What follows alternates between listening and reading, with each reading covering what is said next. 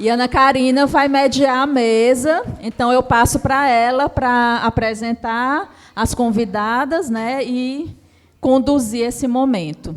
Obrigada, Cris. Bom dia, gente. Boa parte aqui, felizmente, eu conheço, isso é um bom sinal, né? Depois dessa mesa super potente, a gente tem um desafio muito grande com essa segunda mesa, vou ser bem breve, óbvio, porque a gente quer ouvir as convidadas que aqui virão, certo, para falar. E aí a gente está com 11 horas e 50 minutos. A proposta da mesa 2 vai até 12h30.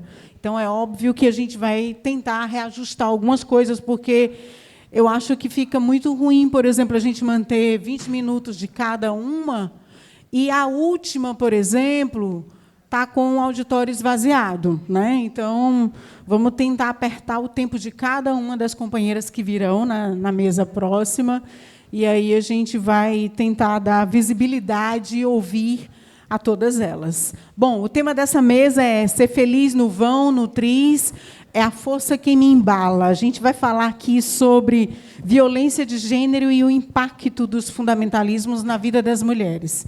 E aí eu quero chamar a Ana Selma.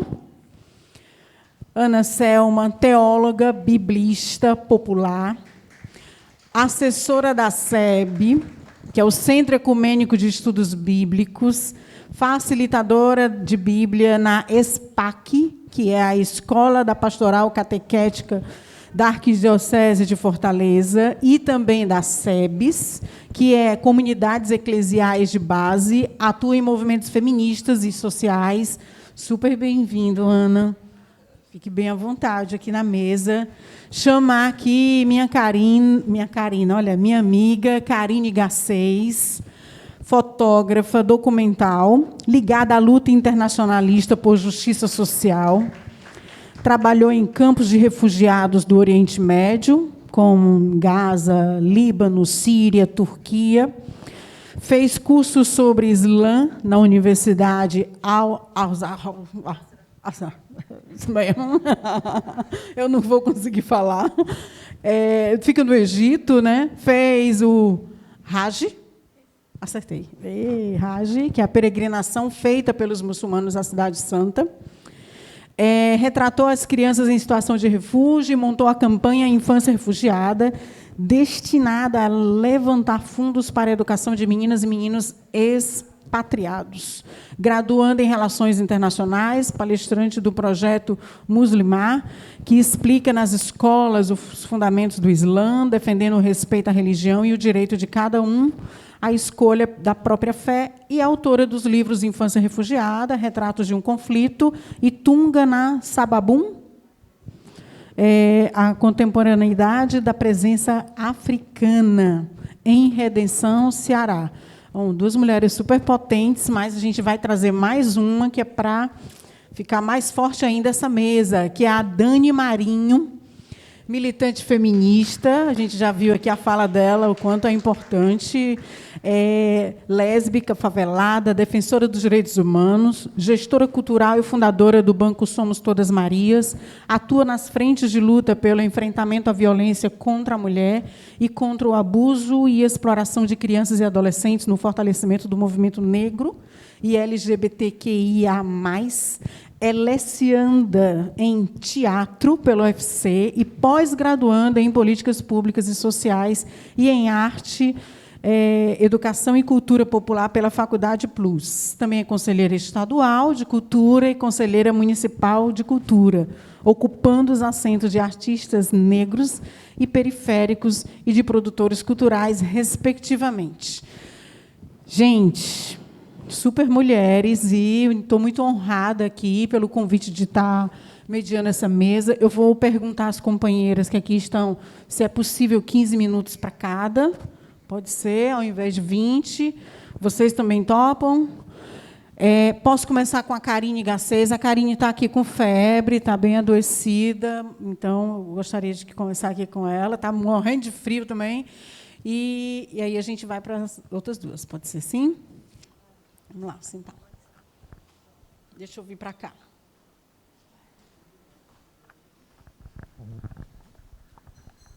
Peço desculpas a vocês, mas eu não amanheci muito bem. Passei a noite com febre, estou tonta, tá? O negócio foi difícil para chegar aqui.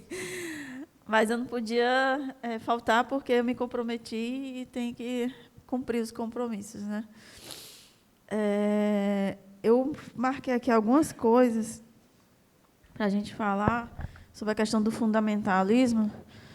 E aí esse fundamentalismo, que a gente fala sobre fundamentalismo religioso, na vida das mulheres muçulmanas, esse fundamentalismo religioso, eu vou falar a partir do Brasil, porque é aqui que nós estamos, e é aqui que eu sou brasileira, sou cearense. Na verdade, tem que ser o contrário, né? Cearense, nordestina, brasileira.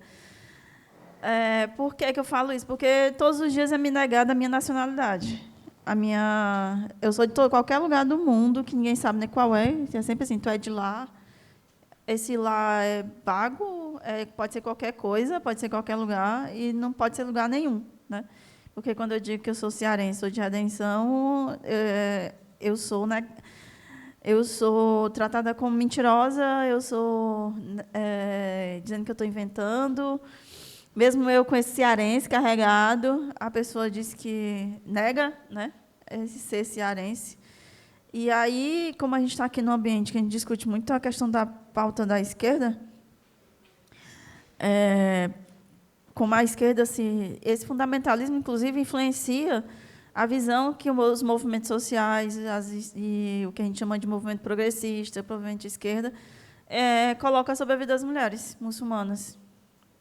A gente não está na pauta de luta contra o racismo, porque as mulheres muçulmanas, negras, principalmente imigrantes que estão aqui, que vêm da África, a maioria delas são muçulmanas. E essas mulheres negras também são negadas a elas o direito de ser muçulmana. Certo? Quando eu vou falar uma coisa que aconteceu, alguns anos atrás, um radialista falou que as mulheres negras que estavam na Unilab, elas eram acostumadas a serem estupradas, porque elas eram muçulmanas. E os homens que tinham vindo, eles estavam vindo para aliciar cearense para ser terrorista na África. A comunidade muçulmana teve que parar de se reunir por conta da sua segurança. Eles tiveram que... As mulheres negras não estavam andando mais sozinhas, só para ir para a faculdade, elas só em grupo, por conta da violência que estavam sendo submetidas. E, quando eu fui no escritório de direitos humanos, lá na Assembleia Legislativa, a pessoa que me atendeu olhou para mim e disse assim: o problema é que vocês não podem nem tirar o véu. Ela não identificou, por exemplo, que mulheres muçulmanas podem não usar o véu. Porque ela não sabe, ela acha que, por conta que por falar muçulmano, ela é obrigada a usar o véu, ela é submissa, ela não tem voz, ela não luta por nada, ela não tem educação. E aí, falando de educação, aqui na universidade, na Universidade Federal do Ceará, tem 2 meninas aqui que estavam estudando sobre mulheres muçulmanas. E elas sofreram para fazer seus trabalhos, suas pesquisas. Uma era sobre direito, eu não vou falar nomes, porque ela não me autorizou, não vou falar nada, mas era na área do direito e da educação. E uma professora de psicologia, que estava na mesa de qualificação, olhou para ela e disse assim: por que você não estuda sobre dança do ventre?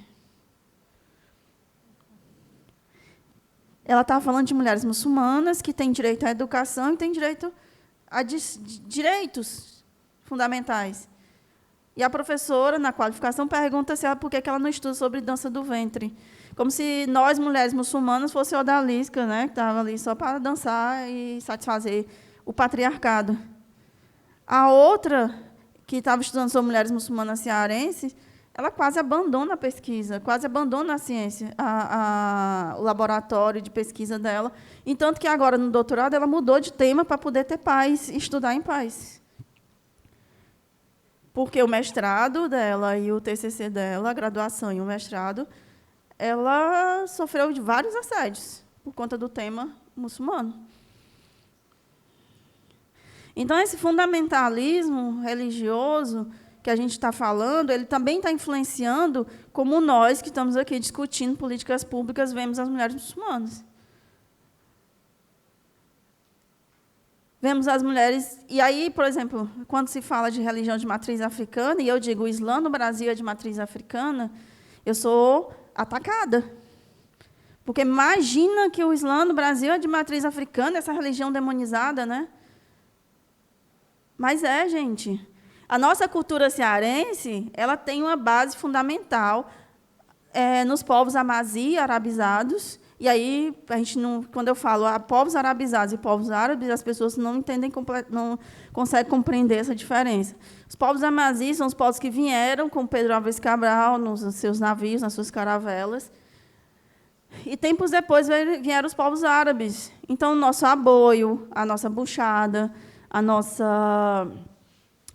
nosso café, e várias outras culturas, xilogravura, o repente, a zabumba, e várias outras coisas são de matriz africana e também o Islã está ali. Aí, quando eu coloco um projeto na Secretaria de Cultura, e eu vou aproveitar que você está aqui, então eu estou lembrando, quando eu coloco um projeto de cultura na Secretaria de Cultura, que eu falo...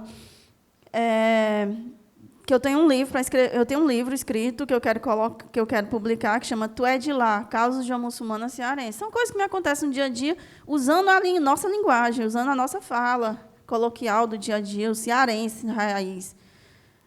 O parecerista diz que as mulheres muçulmanas sofrem violência porque são obrigadas a usar o véu, e a Secretaria de Cultura, resumindo assim, o que é que ela falou, né? Eu falando ela, mas não sei quem foi. Esse parecerista falou que nós sofremos violência e nós não estamos dentro do escopo de mulheres que a Secretaria de Cultura reconhece como mulheres que devem ser protegidas dessa violência.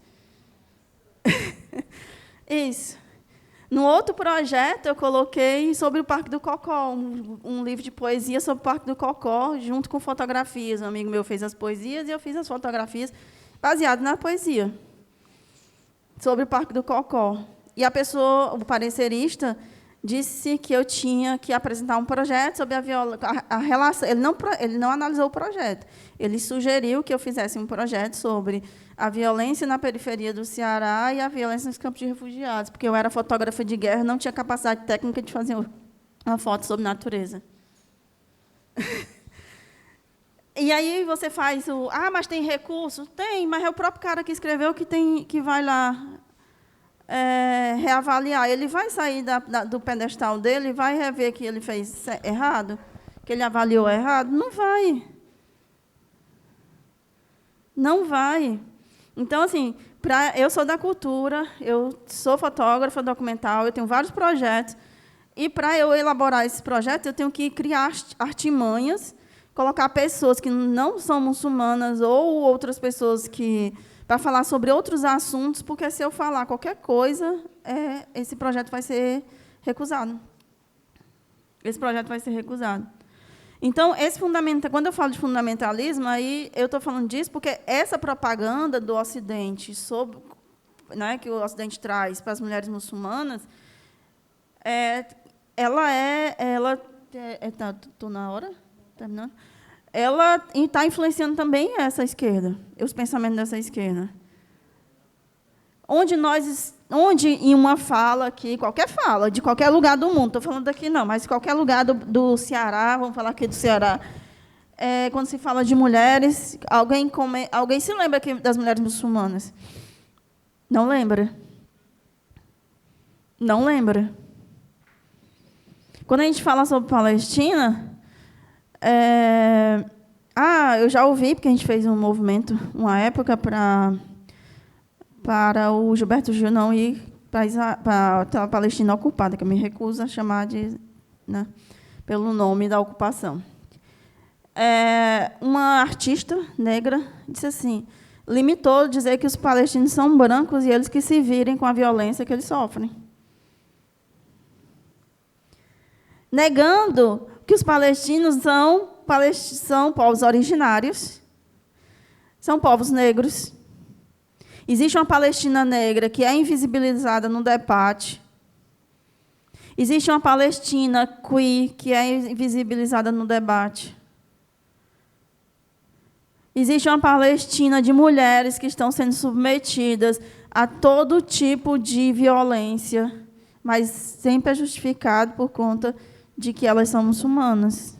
Mas não lembra que a Palestina tem mulheres cristãs, tem mulheres judias, tem mulheres muçulmanas, tem mulheres que não têm religião nenhuma.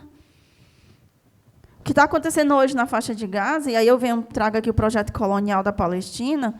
O projeto colonial da Palestina, se ele tem sucesso, ele vai ser um modelo que está sendo testado de colonização e limpeza étnica, que vai ser usado contra os movimentos sociais no Brasil, já que nós somos o quinto maior parceiro de Israel na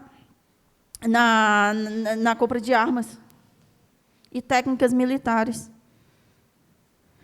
Os palestinos se transformaram em laboratórios de técnicas de repressão, de armamento, inclusive de controle.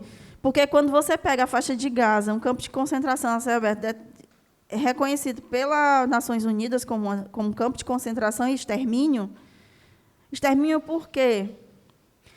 Israel só deixa entrar na Palestina, na faixa de Gaza, não só na faixa de Gaza, mas na Palestina inteira, a quantidade de alimentos mínima estabelecida pela FAO, só para não morrer ali e ficar ali, só para não dizer que está morrendo de fome. Mínima. Porque Israel controla a faixa de Gaza, céu, terra, mar. Tudo que entra e sai é com a permissão de Israel. Então, esse modelo ele vai ser usado nas nossas comunidades aqui, que a gente quer, nas nossas comunidades quilombolas, nas nossas comunidades tradicionais, nas nossas comunidades indígenas. E foi o que, por exemplo, foi feito nos Yanomamis.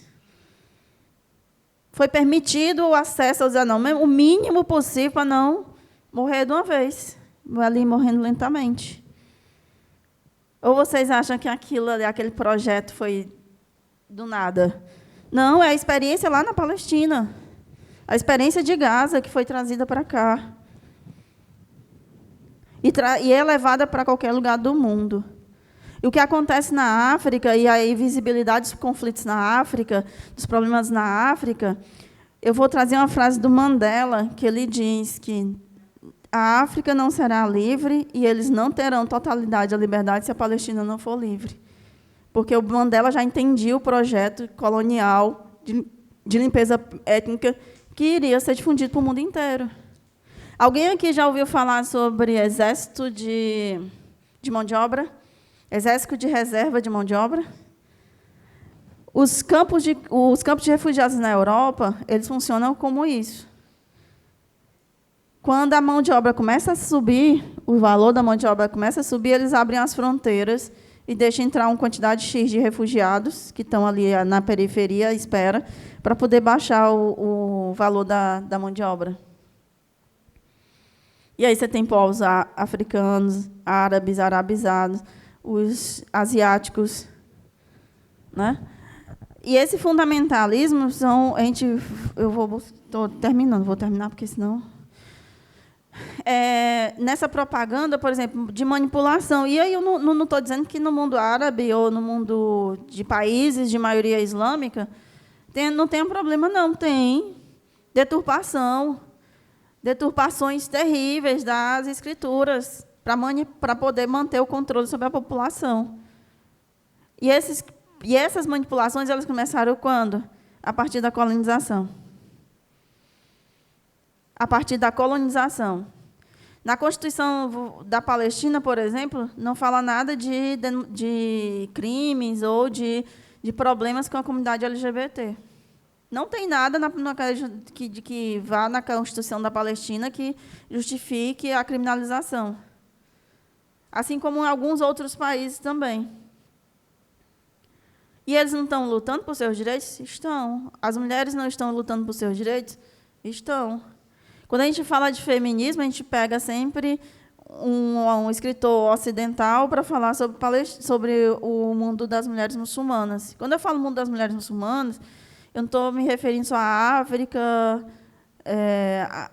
Península Arábica e a Ásia, não. Um pedaço ali da Ásia, né? A Ásia marrom. Né? Eu estou falando de mulheres no mundo inteiro, porque nós estamos no mundo inteiro. Então, para falar de nós, ninguém nunca pega um escritor para falar sobre política, sobre análise política desses países de maioria islâmica ou da comunidade muçulmana. Você pega o Ocidente para falar das mulheres muçulmanas. Mas você não pega um escritor muçulmano, um cientista político árabe ou muçulmano para tentar refletir e falar sobre.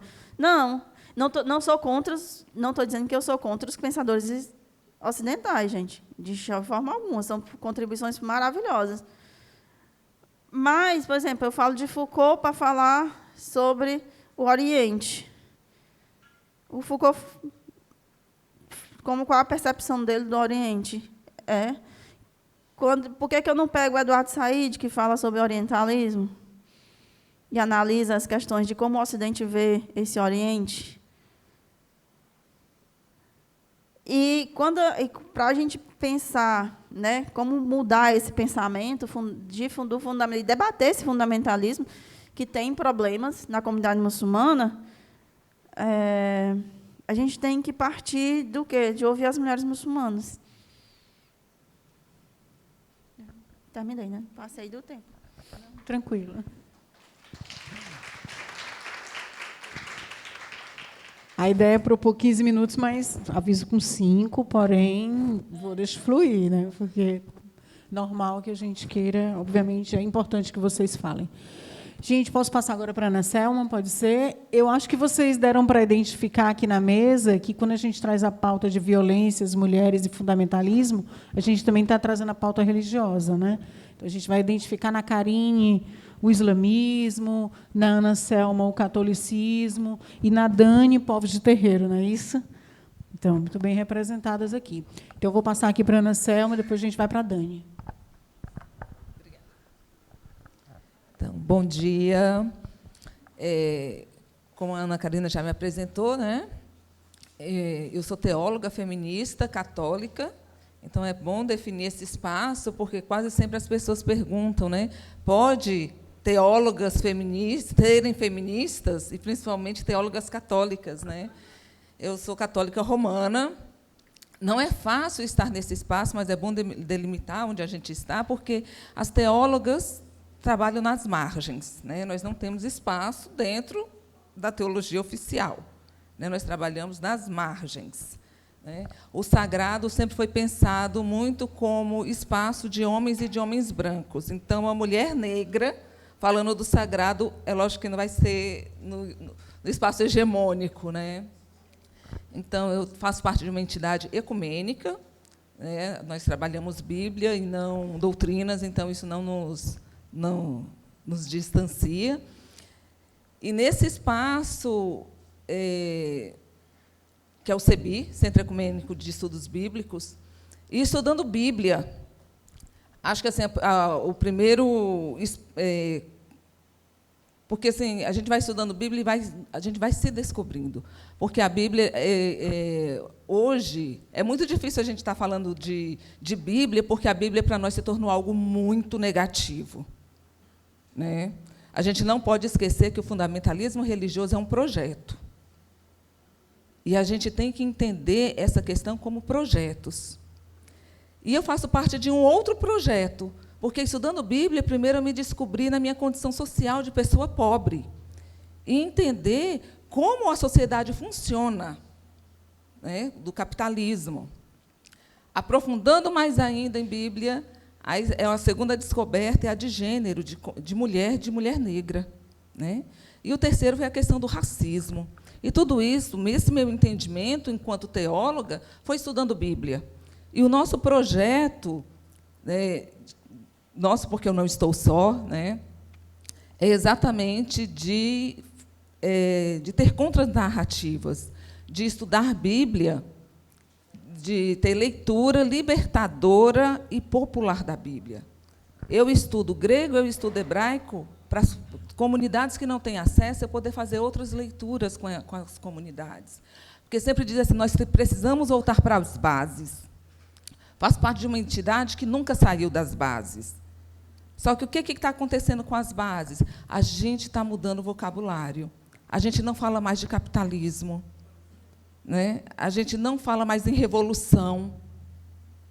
São conceitos e são palavras que saíram da boca dos movimentos sociais, né? Falar de libertação, de entender quem é que nos oprime, né? Porque o sistema religioso ele não está sozinho.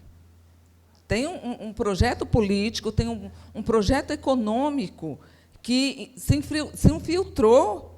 E hoje são relações muito imbricadas, é muito difícil de você separar. Você vai, principalmente para as comunidades carentes, onde principalmente o neopentecostalismo, e isso não é só evangélico, é católico também. Hoje, a questão é que você ser pobre é maldição, né? É porque Deus não deu a graça. Então, você não é merecedor da graça, né? Então, a gente perdeu isso com o tempo. E, como eu disse, como isso é projeto, dentro do mundo católico, a gente vê isso muito forte desde o Papa João Paulo II, né? Onde ele vai sempre falar que a teologia da libertação não é cristã, não é coisa demoníaca. Então, tudo que é popular vai se tornando demoníaco.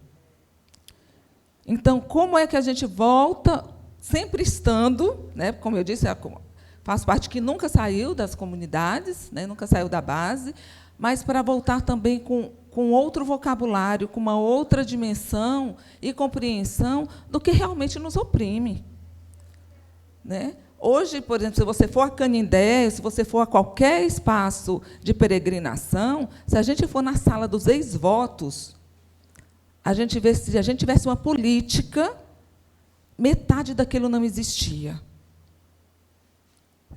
Quando a gente tiver essa questão de cura e libertação, qual é a primeira coisa que as pessoas pedem? Emprego. Levanta a carteira de trabalho. Você vai na sala dos ex-votos, tem lá curas, mas curas que a medicina já é capaz de fazer. São curas muito simples. É pé quebrado, braço quebrado, quase sempre acidente de trabalho. Se a gente for olhar, quase sempre acidente de trabalho. Aí a gente vê a questão da moradia, né? Muita gente, o sonho da casa, a gente vê muitas casinhas, né? Então, a gente atribui para o sagrado algo que era para ser resolvido aqui. E, como não é, a gente eleva para o sagrado. Então, a gente ficou com uma relação com o sagrado muito da troca. E, nesse projeto, né, principalmente do mundo católico,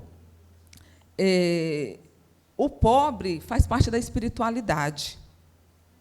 Só que a gente tem que entender o pobre como categoria, e não apenas com a pobreza, porque senão a gente vai sempre estar nos paliativos e nunca atrás da raiz do que causa a pobreza. E isso a gente tem que voltar a estar conversando. Porque hoje, quando a gente vai falar, principalmente de cristianismo, vamos falar o quê? É comunista. E a gente não disputa mais essa palavra comunismo. A gente não disputa. Não, eu não sou comunista. E a gente não se assume, né? Disputando mesmo o que é ser comunista, o que é você lutar pelo bem comum, né? E, dentro do movimento que eu faço parte, a gente tem disputado, como disputa mesmo de narrativa, a Bíblia, de estudar textos bíblicos com uma outra dimensão, porque o texto, a Bíblia, ela é profundamente misógina. E quem lê, se não tiver a perspectiva dessa desconstrução, vai dizer que é a vontade de Deus. Só que a Bíblia, ela foi escrita dentro de um contexto histórico, ela é datada historicamente, geograficamente localizada, e a gente tem que entender. Eu sempre dou esse exemplo. A Bíblia veio para nós aqui no Brasil, né? Vocês imaginam uma lata de sardinha, né? Só que deram para a gente comer a sardinha junto com a lata, sendo a mensagem, sendo a sardinha, e a cultura a lata. Então, a gente tem que engolir tudo. né, como sendo tudo vontade de Deus, palavra de Deus. E hoje a gente tem que disputar principalmente Deus. Porque qual é o Deus do fundamentalismo hoje? Né? Um Deus belicoso, cruel. Eu sou professora de Bíblia. A minha maior dificuldade é falar em Deus amor. Porque as pessoas gostam do Deus violento. Quando a gente vai falar do Deus amor, do Deus perdão, as pessoas têm dificuldade de aceitar. Então, são disputas de narrativas que a gente tem que travar todos os dias, inclusive de tradução de Bíblia. Porque o que veio para nós é uma tradução. E quem é que traduz Bíblia? Homens, europeus, brancos. Né? Só que vão nos ensinar que a gente tem duas coisas que a gente não discute: religião e política. E futebol. Né? E, como a gente não discute, hoje a gente tem que tentar provar para as pessoas que a Terra é redonda. Porque a gente não discute coisas básicas. E o fundamentalismo, ele coloca muito na gente, além de todas as violências, né, vai reforçar principalmente a inferioridade da mulher e colocar isso como vontade de Deus, porque está no texto bíblico. Só que, se a gente for ler o texto bíblico, quem for ler cuidadosamente o texto bíblico, lá em Gênesis, quando teve a proibição de comer a maçã, se a gente ler literalmente, a Eva ainda não tinha sido criada. Então, essa proibição não foi feita para nós, mulheres. Quem errou foi o Adão, que comeu. A Eva podia comer o que ela quisesse, porque ela não foi proibida. Eu estou vendo aqui o olhar surpreso de muita gente. E quase todo mundo lê Bíblia. Por que a gente não enxerga isso lá? Né?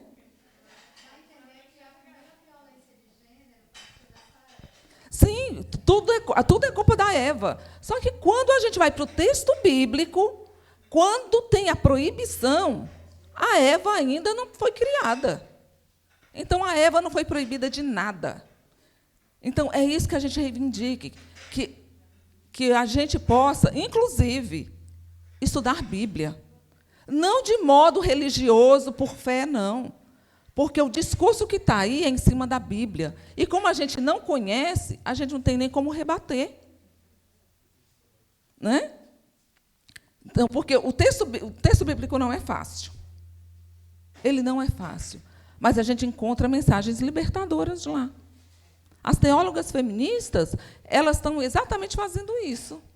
Onde é que estão as vozes das mulheres aqui? Porque até as traduções são sempre, a gente só escuta vozes de homens, e homens falando sobre mulheres. E muitas outras coisas que estão lá na Bíblia que é usado contra nós. Vocês sabiam que tem um casamento lá na Bíblia de duas mulheres? Né? A Ruth, ela se casa com a Noemi. Se vocês forem ler o texto bíblico, está lá. O meu Deus será teu Deus, minha terra será tua terra, aonde fores eu vou também. Aonde que a gente escuta isso? Né? Isso é uma fórmula matrimonial. E uma mulher está dizendo para a outra. E é o texto mais utilizado em convite de casamento. A única coisa que não nos dizem que é uma mulher dizendo isso para outra. Né? E o casamento homoafetivo, ele é condenado usando Bíblia. Mas o texto está lá, tem duas mulheres se casando. E é uma fórmula tão linda, que os casamentos héteros utilizam o tempo todo, se apropriaram, exatamente. Então, a gente precisa conhecer, até mesmo para a gente poder condenar, porque usam contra nós. E, quando eu proponho assim, é uma das coisas que a gente faz, não é ler de forma religiosa, é ler porque é um livro. E estão utilizando para nos matar, estão utilizando para nos diminuir, colocar a gente em condição de segunda categorias. Não é? E a gente tem que entender o projeto que é feito em cima disso.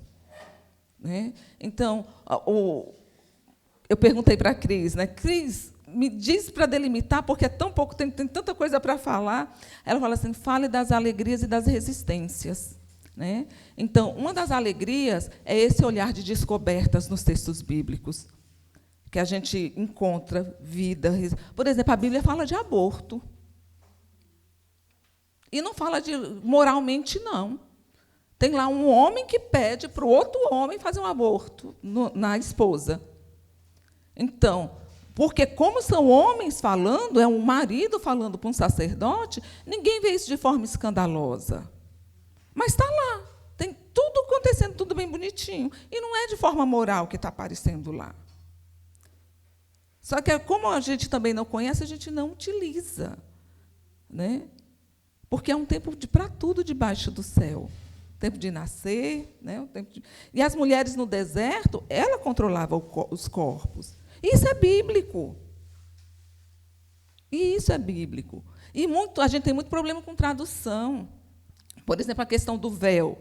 O véu, o termo que é utilizado para o véu, em todo lugar, a palavra que vai é de autoridade. Só que, quando vão traduzir, colocam como submissão. O véu, na Bíblia, para a mulher, é sinal de autoridade. Ela coloca um véu para dizer que ela tem autoridade naquele espaço e naquela fala. Só que como é que traduzem para a gente? Né? Outro exemplo, o Estevão, que é o diácono, né? A mesma palavra para o Estevão é usado para Marta. Lá, Marta e Maria. E a gente coloca ela, lá da diaconisa, do trabalho, como trabalho doméstico. Mas é a mesma palavra. Ele é autoridade na igreja e ela é serviço doméstico. Então, a gente tem muito problema com tradução, porque quem traduz são homens. Então, nós, mulheres, a gente também tem que se apoderar desse espaço, do espaço sagrado, que é nosso. Né? Que a gente foi sofrendo silenciamentos e violências, porque o Espírito Santo na Bíblia é mulher. A divina Ruá, no hebraico, é feminino. A sabedoria de Deus é feminina, a Shekinah. Só que vem tudo para nós no masculino. Então, tudo isso para a gente, e é isso que a gente trabalha nas nossas escolas bíblicas, nos nossos círculos bíblicos, nos espaços onde nós estamos. É esse olhar. A Neta usou a palavra que a gente usa muito, a metanoia. Que essa mudança, o apóstolo Paulo, quando ele se converte, uma coisa que acontece é que caem escamas dos olhos. E é isso, a gente tem que mudar as lentes com que a gente vê. Nós nos vemos e como a gente vê o sagrado. E é uma disputa diária. Né? Acho que já foi meu tempo, né? Então, obrigada.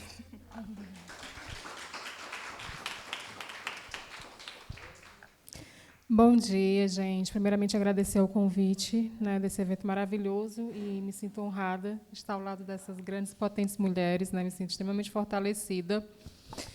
Então, gente, é o seguinte, né, eu sempre começo, né, quando eu falo da minha história, porque a gente vive hoje um cenário, né, que as pessoas tentam reduzir o nosso debate ao famoso mimimi, né? Essa feminista é muito mimizenta, né? É como se um belo e lindo dia eu tivesse acordado na minha cama de plumas, olhando a janela assim ao redor e de repente um ambiente super calmo, perfeito. Eu acordei e disse: "Tá aí, vou ser feminista. Vou ser feminista". Acordei bem diante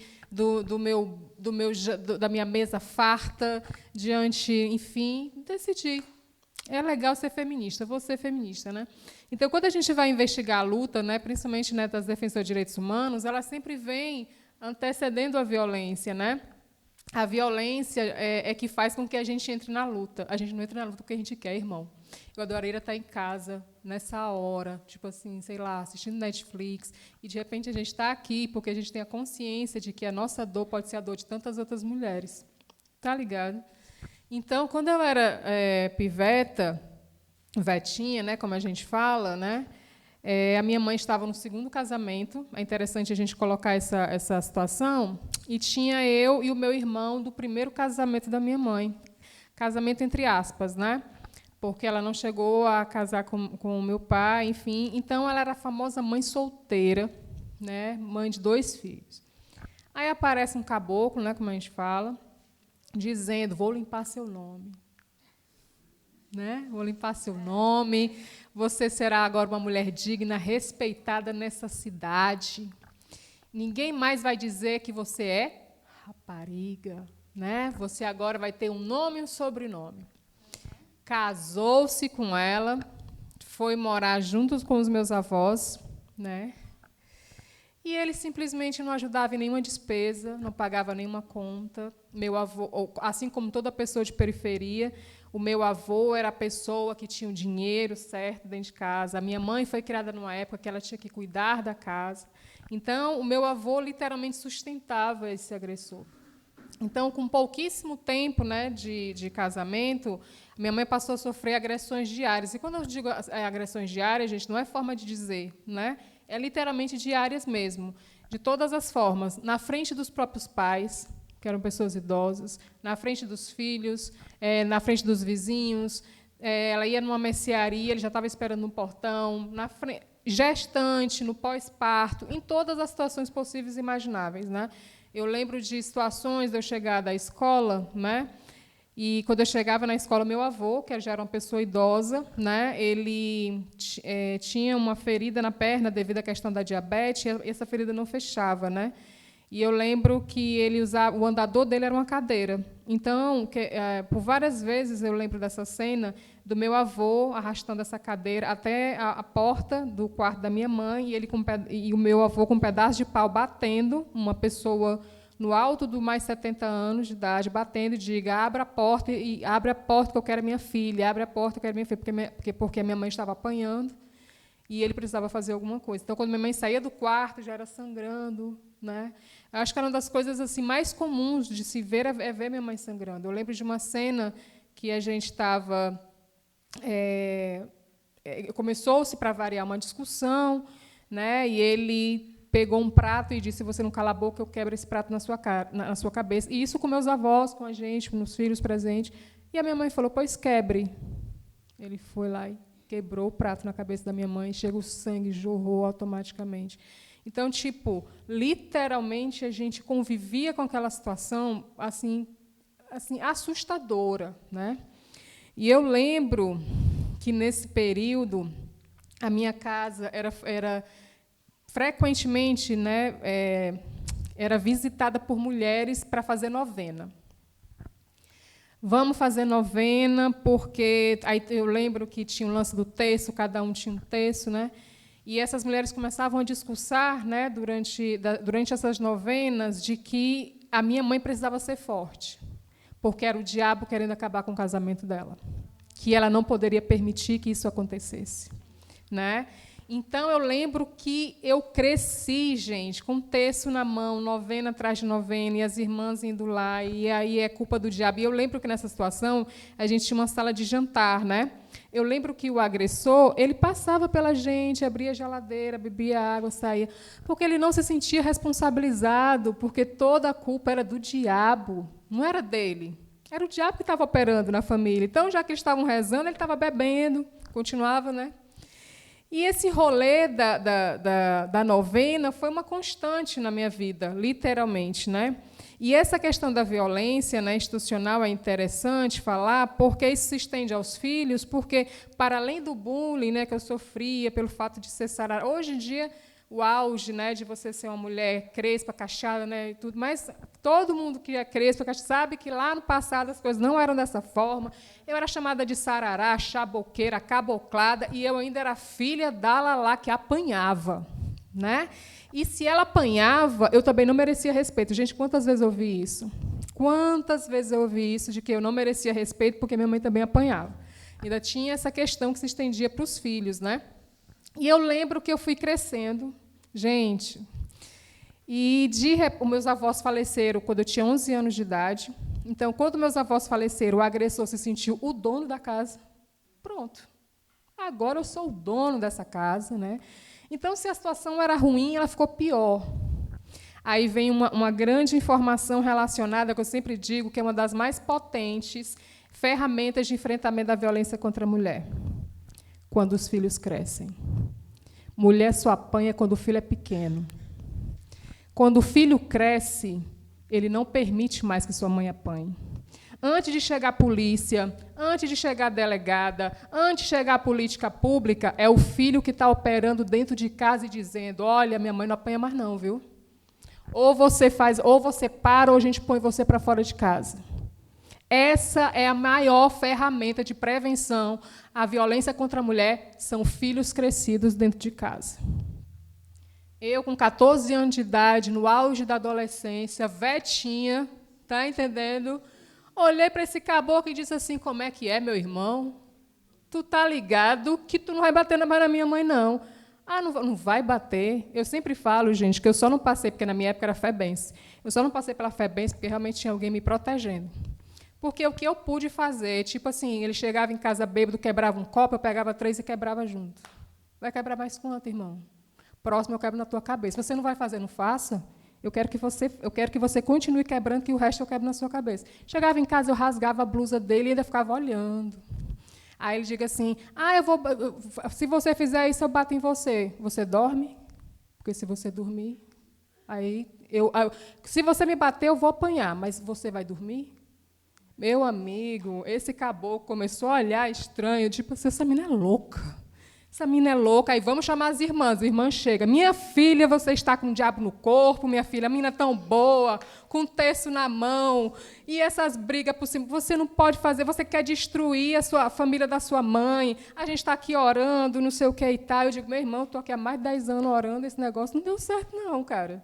Vou botar esse caboclo para fora de casa e não sei o que. Minha filha, ela vai voltar a ser rapariga. Ninguém vai respeitar. Agora ela tem 4 filhos, antes tinha 2, agora tem 4, né? E foi um período, porque a Lei Maria da Penha surgiu em 2006, quando eu tinha 26 anos. Então, imagina, com 14 anos, como é que era visto o direito das mulheres, né? Então, as pessoas não enxergavam que aquela menina de 14 anos estava tendo um temperamento que era visto, né, como violento, mas, na realidade, era uma resposta diante de anos de violência, né? Então, naquela época, né, que, nossa, principalmente essa galera religiosa, vamos orar para essa menina está com o diabo incorporado, essa menina está querendo destruir a família dela, essa menina, você precisa orar, jejuar. Só sei que, no final das contas, como eu sempre digo, todo agressor é medroso, de tanto eu dizer que se ele dormisse, ele podia não acordar, que quando ele quebrava um copo, eu quebrava 3, quando ele chegava, a blusa dele estava rasgada, se ele viesse para cima, ok, eu apanho, mas se você dormir, vamos ver se você acorda. Seja pelo sim ou pelo não, o caboclo foi embora. Meu irmão, esse bagulho está doido, essa menina está louca. Ela é menor de... Eu ainda dizia, porque, gente, pior, menor de idade conhece seus direitos. Se eu fizer alguma coisa com você, eu sou menor de idade, não dá em nada. Né? Ainda tinha o argumento, né, desse momento, não dá em nada. Né?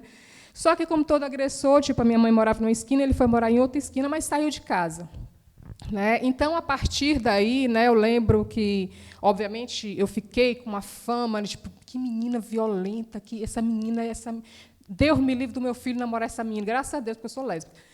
Deus me livre, essa menina é o cão, essa menina, né, não sei o quê. Então, a gente era vista, eu fui vista por muito tempo nessa adolescente como aquela menina que ninguém podia mexer com ela, porque, enfim, eu botei meu padrasto para fora de casa. Né? Então, os anos foram se passando e, obviamente, quando eu entrei no movimento feminista, eu comecei a perceber que era a mesma coisa que falava das feministas, que era o povo raivoso, né? É o povo, né? E se for favelada, aí que é raivosa mesmo. Né? E depois eu comecei a entender que esse lance da raiva, que tanto coloca em cima dos nossos corpos, nada mais é do que a não aceitação de que a gente está se impondo, que a gente não aceita mais. Né? Que, naquele momento, quando eu tinha 14 anos, não existia leis como existe hoje, de forma organizada. Não existia lei Maria da Penha. Quando, às vezes que eu chamava a polícia para o meu padrasto, que eu chamei várias vezes, o meu padrasto era preso por importunação. Aquela famosa que a gente chamava lei do bêbado. Quando o bêbado está botando boneco, como a gente fala, né? Está botando boneco, deixa só um dia no chilindró para se acalmar. Era nesse argumento que o meu padrasto era preso. Né? Era a lei do bêbado, como era falado, mas no dia seguinte ele estava solto de novo. Né?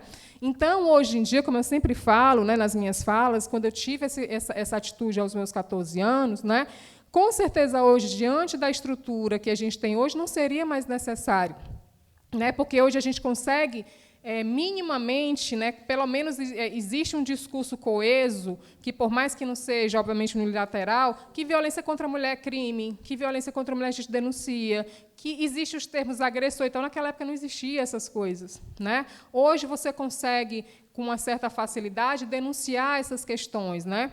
Então, o terreiro, né, caminhando, né, chegou na minha vida justamente no momento muito interessante. Eu, no auge do movimento feminista, dando milhões de palestras e fazendo formações, e ir lá com bando e tudo, falando de violência contra a mulher, né, e tudo, e de fazendo o discurso do tipo, na hora que o agressor sai da casa, o ciclo da violência se encerra, porque é dessa forma que a gente vai aprendendo ao longo dos anos, né? E, nesse período, obviamente, que a minha mãe levou surras diárias, ela adoeceu. Né? Então, ela começou, na época, primeiro ela ficou com depressão, e, naquela época, também não se entendia. Né? Eu lembro que eu era criança, né, adolescente e tudo, e eu via minha mãe sempre parada, sempre deitada. E você não tem essa identificação, principalmente naquela época. A minha mãe está com depressão, minha mãe precisa... Né? Tudo é oração. Essa mulher está precisando de oração. Nunca tinha uma questão de remédio. E tal. Quando se deu conta de que, de fato, o que ela estava sentindo era isso, né, essas consequências das violências, ela começou a ser tratada, né, pelo CAPS, né? Passou-se os anos, exatamente em 2018, eu recebo uma ligação às 5 e pouco da manhã, dizendo que a minha mãe tinha tido uma crise e tinha colocado fogo na própria casa, né?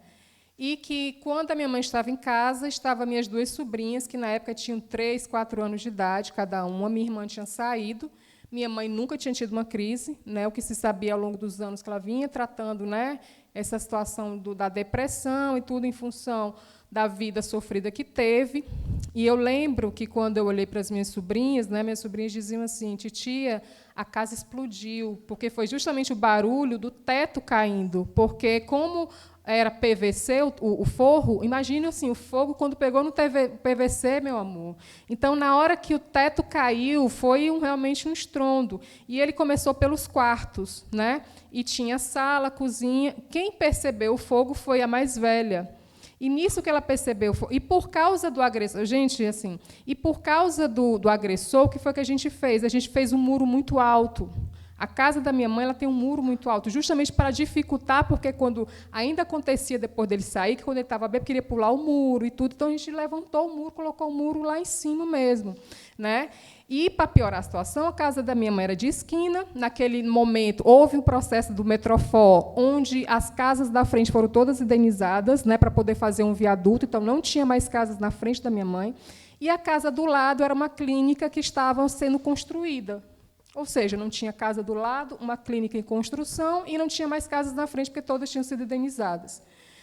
Nessa hora que a minha sobrinha sai do quarto, que ela vê o fogo, ela começa a gritar, que era a única coisa que ela podia. Né? E passou uma pessoa, né, e viu o grito da minha sobrinha, e essa pessoa, muito corajosamente, pulou. E, nisso, quando pulou, aí resgatou as minhas 2 sobrinhas, porque não tinha visto a minha mãe. O fogo já estava tomando de conta da casa. Tiraram elas 2, e ele ligou para os bombeiros chegou muito rápido, e, quando entrou, é que localizou a minha mãe no canto do quarto. Né? Nossa, então, quando eu lembro dessa cena, depois de eu ter vindo a situação da casa, eles foram morar comigo, tivemos que levá-la no CAPS, a minha mãe estava em completo estado de crise, e, a partir daí, eu fui apresentada ao sombrio mundo dos hospitais psiquiátricos. Gente, é algo assim que foi assim de um choque violento na minha vida.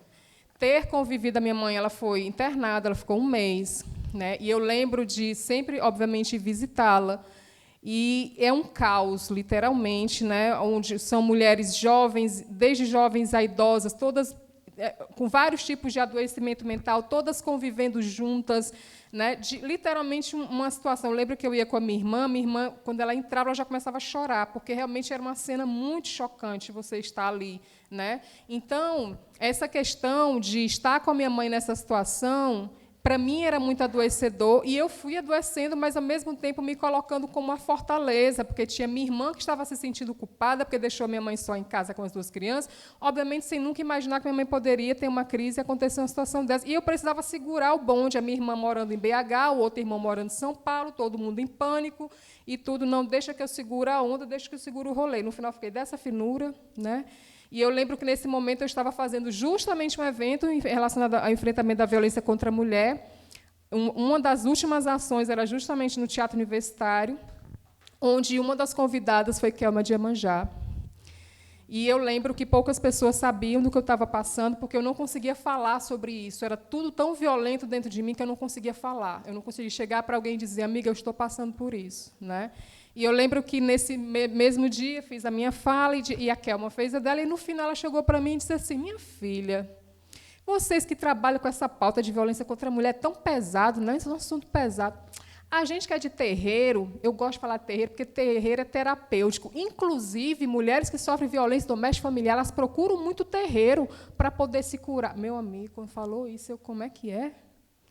Isso em 2018, eu acreditando que eu já sabia, indo e voltando, tudo sobre violência contra a mulher.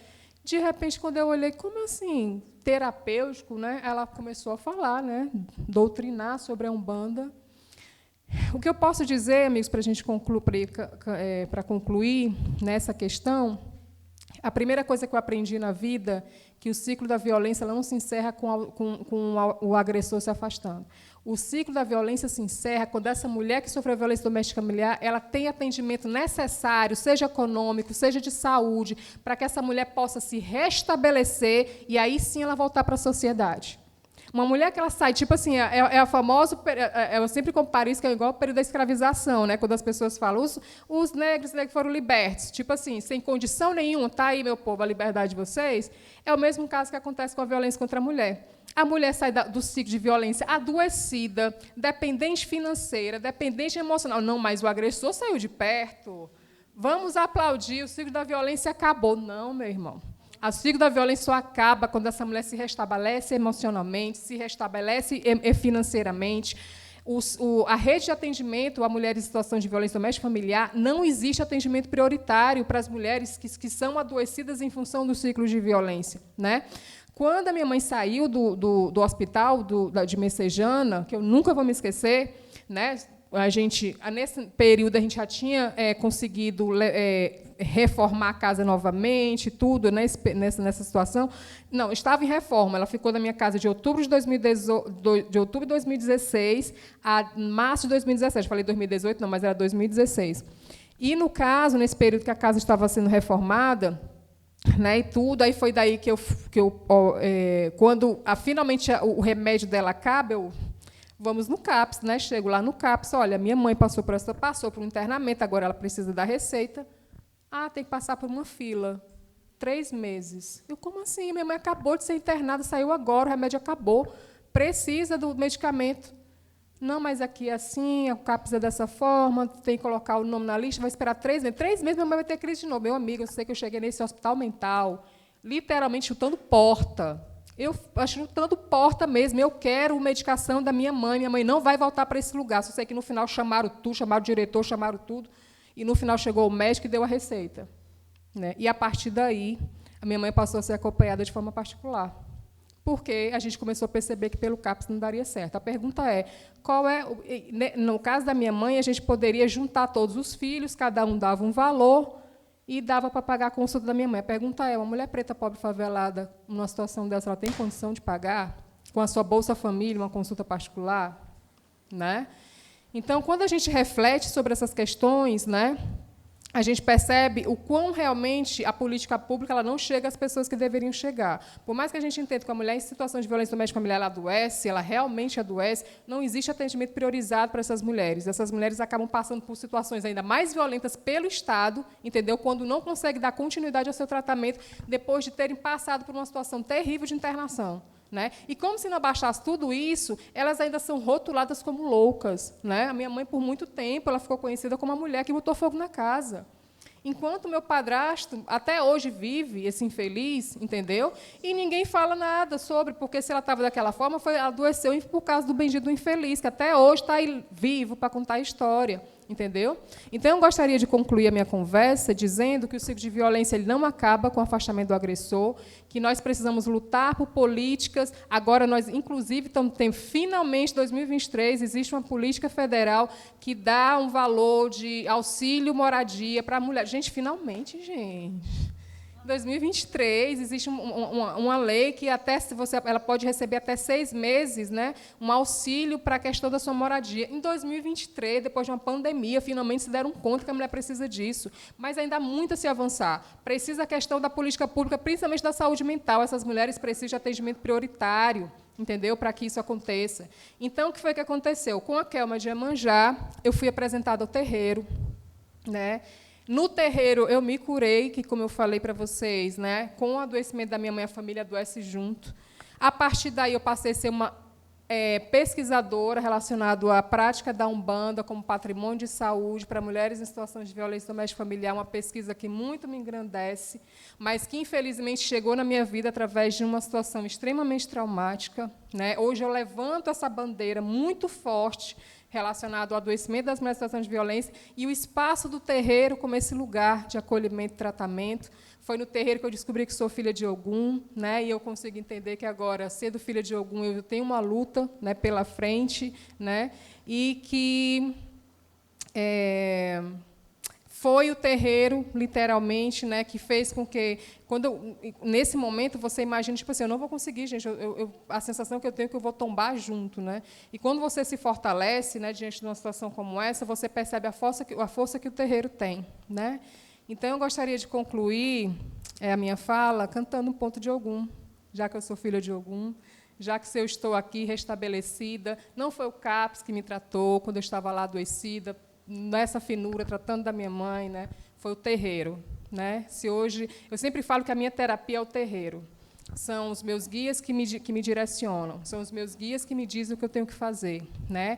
Então, para mim, essa é a melhor terapia que eu posso ter, é conhecer quem são os meus guias e saber o que é que eles têm para a minha vida. E, quando eu sigo, até como diz a Kelma, né, é tão pesado a luta que a gente leva, mas eu posso dizer que quem me carrega nos braços, ele me conhece pelo nome e sobrenome. Meu Deus, quanta emoção, sentir essa vibração, ver estrelas cintilar. São Jorge é que vem na frente, trazendo o seu contingente, é Ogum que vai chegar.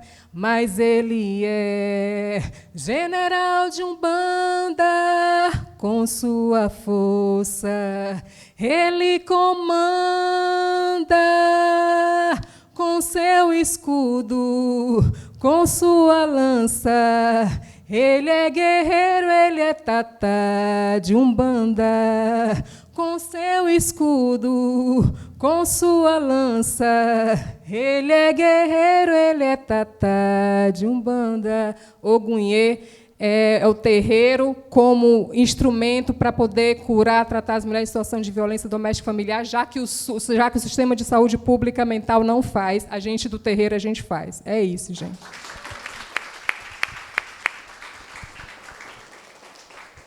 Então, gente, primeiro pedir desculpa pela marcação de tempo, né? É cruel, é perverso, porque são histórias que merecem o tempo todo da gente estar ouvindo aqui.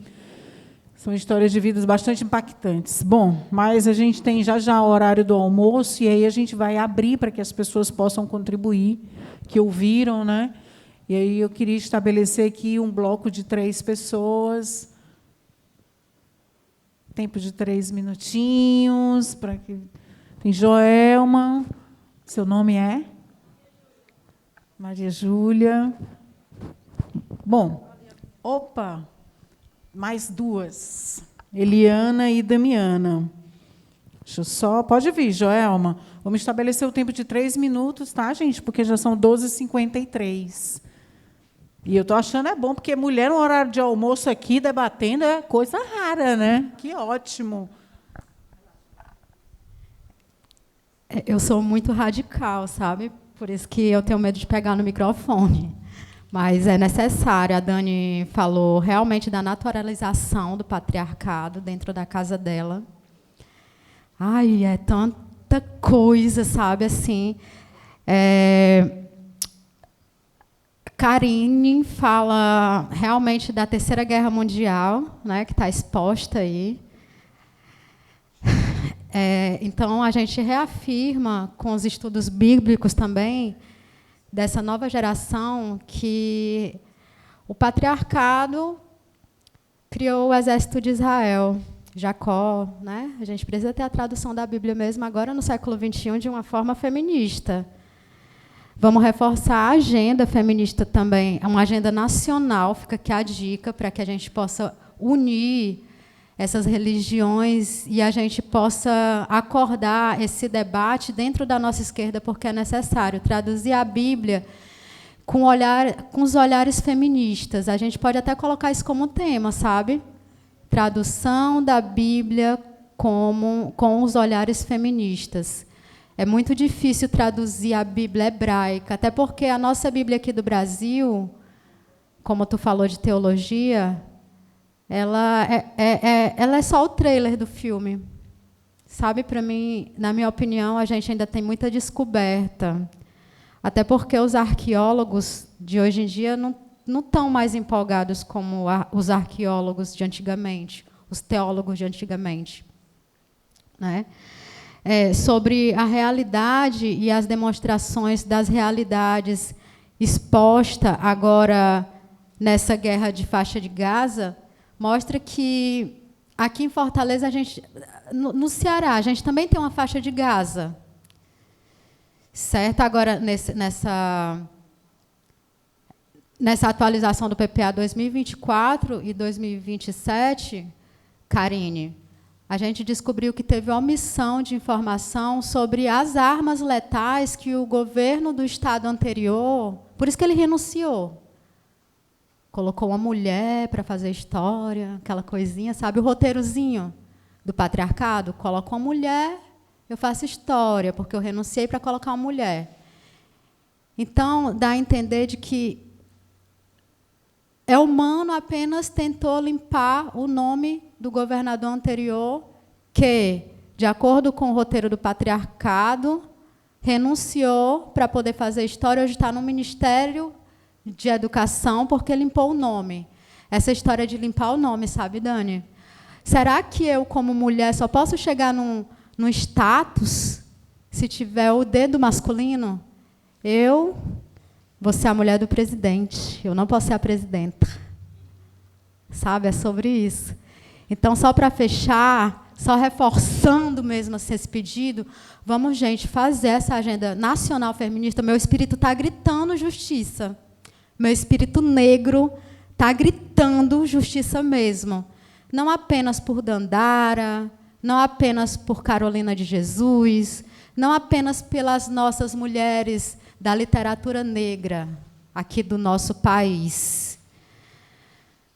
Mas imagine só quantas mulheres mundialmente foram invisibilizadas por causa do patriarcado, fora a Palestina, fora o Brasil, sabe?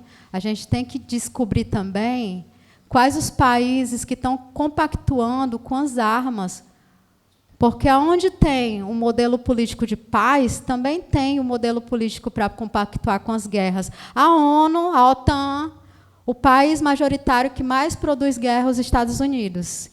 E a gente não coloca ele como país, como a nação que vai reger todos os Estados-membros da ONU como o detentor da paz. Então, tem alguma coisa de errado. A gente precisa puxar a orelha, sim, do presidente atual, até porque eu poderia ser uma presidenta, né? Se não fosse a violência política, de gênero. Eu poderia. Por que ninguém me convocou para ser uma ministra? Porque eu estava invisibilizada, mas querendo ser a candidatura. Eu vou focar nisso daqui para frente. Porque, a partir do momento que a gente abrir as visões feministas, talvez o Estado mude. Não dá mais vergonha de dizer que eu quero ser uma candidatura a presidenta aqui no Brasil. Apenas a candidatura, gente, sabe? Apenas isso, para a gente poder nacionalmente descobrir de quem vai ser a comoção. Se vai continuar sendo a comoção nacional do patriarcado, ou se vão realmente relatar aqui no nosso país, na nossa história, das ladainhas, porque, como eu sou capoeirista, eu sei que tem histórias reais, mas que naturalmente não são registradas, porque o detetor de quem escolhe a nossa história é o homem. Então, abaixo ao patriarcado. Essa vai ser a minha bandeira a partir de agora. Oi, gente. Desculpa a voz. Eu sou a Maria Júlia, sou psicóloga e eu trabalho num projeto, né, com mulheres que foram exploradas comercialmente, sexualmente, comercialmente. E aí eu gostei muito das duas mesas dessa manhã e dessa também, porque tratou muito da invisibilidade das mulheres, né? E as mulheres com quem eu trabalho, elas são muito invisíveis, né? Elas são mulheres de sua maioria negra, da periferia, que vão buscar ajuda nos equipamentos que eram para acolhê-las, né? E elas têm as portas fechadas, né? Então, eu gostei muito disso, gostei muito da discussão sobre religião, que muitas vezes é utilizada tanto como um mecanismo de defesa, né? Tipo assim, elas falam muito, se eu passei por isso até aqui, é porque Deus tem um propósito maior para mim, enfim, dentro da religião que elas acreditam, né? Normalmente acreditam em Deus.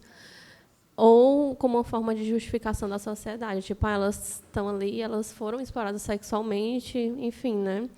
Trocaram o serviço sexual, entre aspas, para comer quando elas eram crianças e adolescentes, porque elas não se esforçaram o suficiente, porque Deus estava punindo elas, né? Então, quando você falou do Deus punitivo, né, eu fiquei pensando muito nisso, né? Que punições são essas para essas mulheres que eram crianças e adolescentes, muitas até hoje sofrem, que quer, né? Que Deus é esse que quer que essas crianças e adolescentes sejam exploradas desse jeito, né?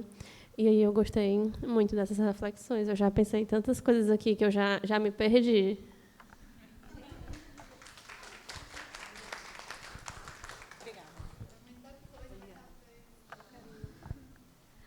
Bom dia, estou igual a Ana Júlia, totalmente perdida em pensamentos. Maria Júlia, né?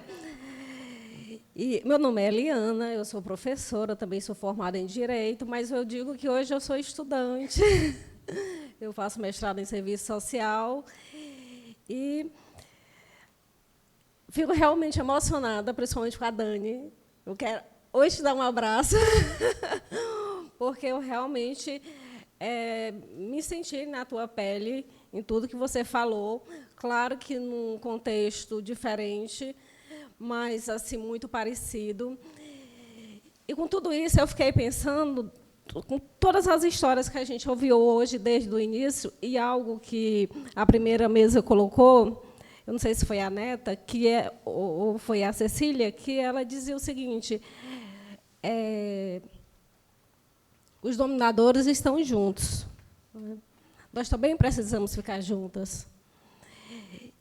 E eu acho que o momento hoje para a gente pensar quem é que está com a gente, né? Em quem a gente se reconhece?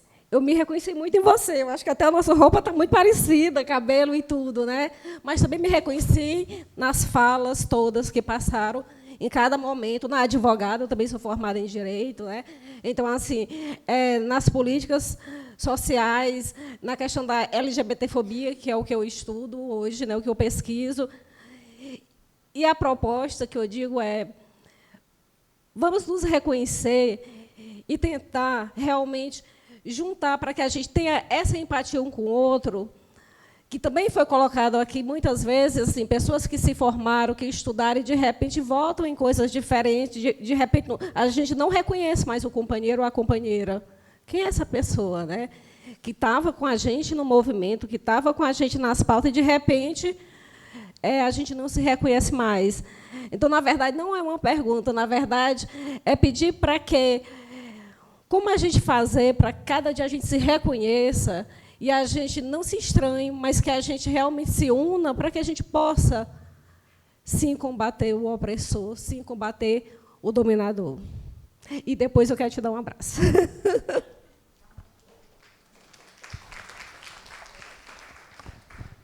Então, bom dia, gente.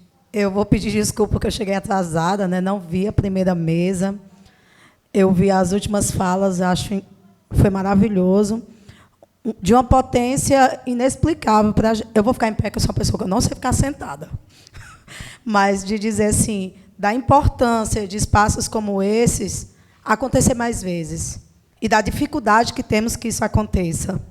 E quando fazemos acontecer, muitas vezes temos no mínimo, ou temos muitas caras torcendo, discordando do que a gente diz, né? Quero dizer, Dani, que eu sou uma pessoa muito emotiva. A tua história traz relato de muitas mulheres que a gente acompanha todos os dias. De nós mesmas, que nos reconhecemos, mas não aceitamos porque a sociedade pode nos excluir quando dizemos que somos vítimas.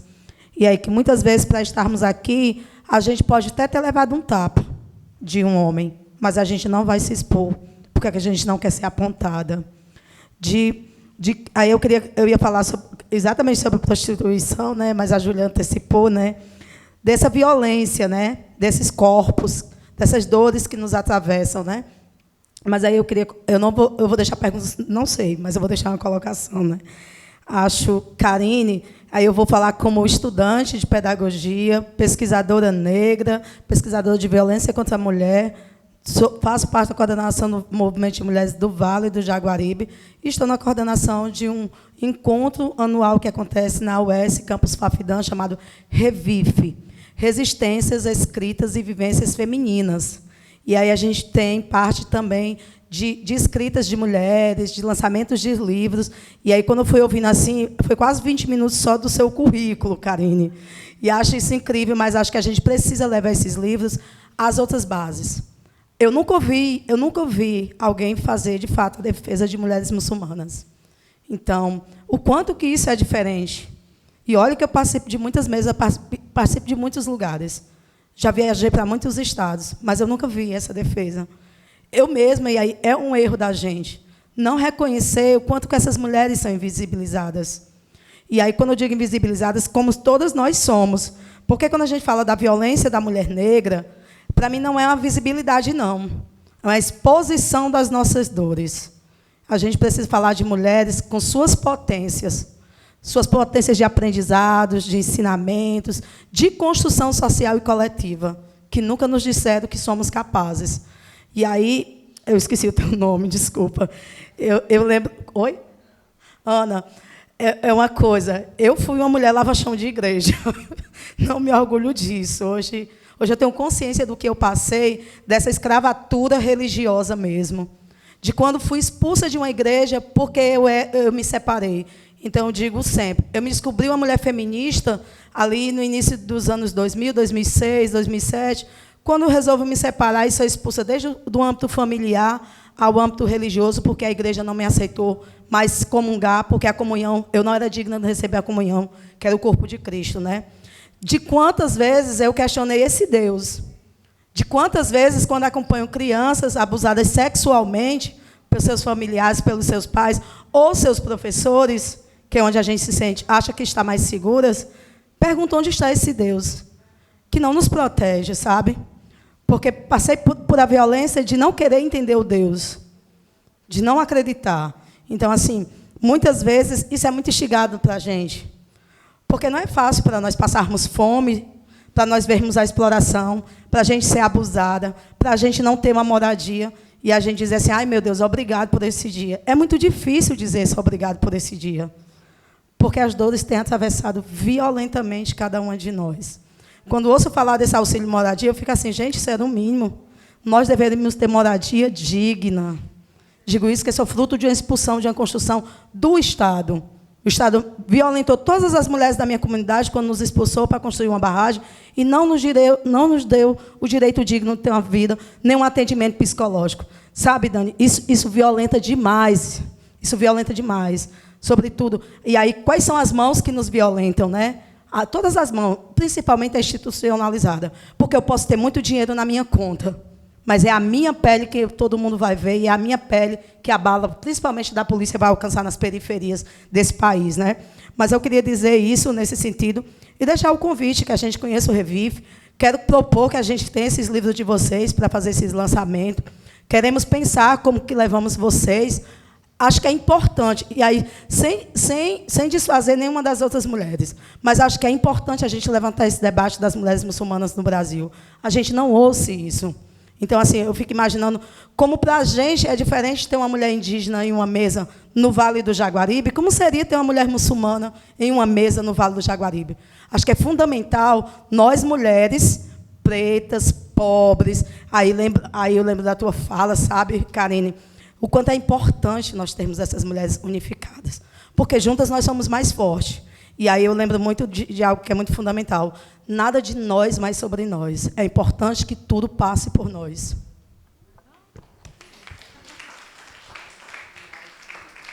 Gente, só para encerrar, eu acabei me inscrevendo bem rapidinho, 2 minutos mesmo. Empolgada com as falas das duas mesas, e o nosso lado, né? Não é possível que toda a história não tenha um opressor e um oprimido, né? Toda a história tem um opressor e tem um oprimido. Toda a história de violência que eu falo, né? Então, qual é o nosso lado? Eu acho que a escolha ela não tem que titubear. A gente não tem que ter dúvida. Enquanto mulher, enquanto trabalhadora, né? A gente tem que estar do lado do oprimido. E olha, que muitas vezes o opressor vai usar de mimimi e vai chorar e vai dizer que é vítima.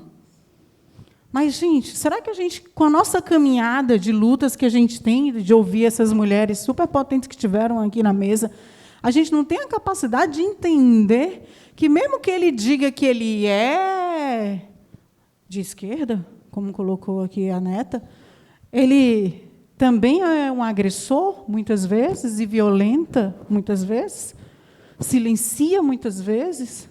Eu acho que a gente precisa colocar a lupa da opressão e escolher o lado certo da história, né? Isso não é tão difícil assim.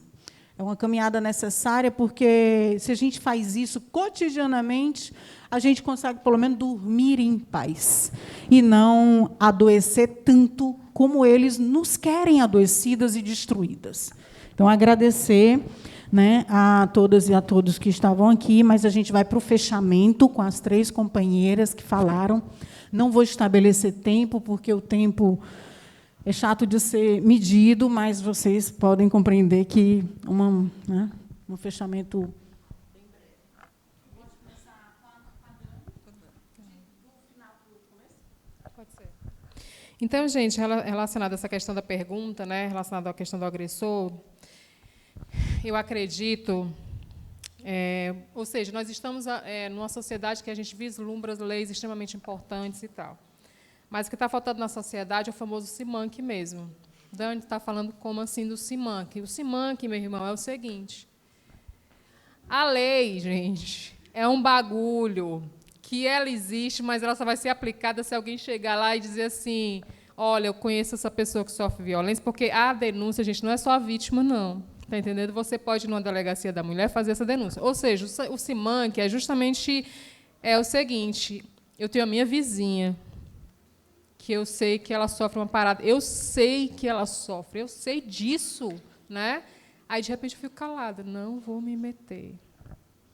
Né? Não vou me meter. Aí, vamos dizer que essa vizinha chega lá e começa a querer conversar sobre isso. Ao invés de você dizer assim, denuncie, você diz assim, mulher, vira a página. Né? Vira a página. Amiga, não deixe isso entrar dentro de você para ser maior. Né? Você descansa, amiga. Descansa, mulher, vira a página, não deixa isso te adoecer, porque é isso, né? A atitude da mulher de querer falar é como se fosse isso que estivesse adoecendo. Aí essa mulher começa a sentir o quê? Que ela literalmente está sozinha. Gente, quantas vezes a gente escuta de pessoas extremamente queridas, próximas, lindas, que você ama, que você está ali numa mesa de bar e a pessoa olhar para você, não, mulher, falar disso não, mulher, você é maravilhosa. Vira essa página, né? Ao invés da pessoa chegar e dizer assim, o que é que você precisa? Você está precisando de quê? Olha, eu não posso ir, mas eu te dou o dinheiro do Uber. eu te dou não sei o quê. Ah, tá rolando esse negócio da criança, não tem onde eu deixar a criança, deixa na minha casa. Você vai lá, a criança fica na minha casa. Precisa de mais o quê? Liga para a pessoa, e aí, como é que foi? Fez a denúncia? E aí? Está entendendo? É isso que a pessoa tem que fazer. Sabe? É isso que a pessoa tem que começar. Não chegar ao rolê da pessoa, chegar para a roda de amigos e dizer assim, sabe aquele cara que bebe com a gente? Ele bate na mulher. Aí a pessoa chega... Ai, gente. Aí a pessoa chega assim, vou conversar com o cara. Aí chega a conversar com o cara e diz, meu irmão, tu bateu na gata? Claro que não. Ah, Dani, eu conversei com ele, disse que não bateu, não. Gente, que mundo é esse bonito que vocês vivem, que agressor admite o que faz? Sabe a sensação que eu tenho? Vou até me levantar. A cena, né? Que eu sou atriz, né, gente? Não posso perder o momento, né? De repente, está aqui a delegada, né? Aí eu chego, né, na delegada e digo assim, ô, delegado. De novo, delegada. Minha filha, de novo o quê? Um monte de homem aqui, ó, fila, tudo querendo se entregar porque bateu na mulher. Cheio de homem. A gente vai sair daqui só amanhã. A pergunta é, meu irmão, qual é o homem que vai para uma delegacia e dizer assim, meu irmão, eu bati na minha mulher? Põe aí no papel aonde que... Aí o cara vai chegar assim, colheu o depoimento da vítima. Olha, ela disse que você fazia isso. Ela disse, só isso? Não, cara, eu fiz foi mais. Sente aí que tem história para contar. Ela não contou, não, pois eu vou contar. Eu também fiz isso contra ela, eu não sei o que. Então. Gente, qual é o homem agressor que faz um rolê desse? Homens só são denunciados, só são responsabilizados porque existe uma mulher, principalmente uma mulher que está adoecida, cansada, que vai lá na delegacia e fazer. Porque sabe o que acontece com os homens? Eu vou mudar, né? É o discurso do eu vou mudar. Eu errei, eu reconheço. O máximo que você consegue. Eu reconheço que eu errei. Né? Deixa ela ver a vida dela. Ou seja, a responsabilização não passa pelo caminho do homem. Não existe essa questão. Então, o que, é que tem que acontecer relacionado ao agressor? Né? O agressor, gente, ele sempre vai negar. A única coisa que ele não nega, porque, enfim, é vias de fato, é o feminicídio. É a única coisa, não tem o que negar, irmão. A gata morreu, tá ligado? Mas qualquer outra coisa ele vai negar.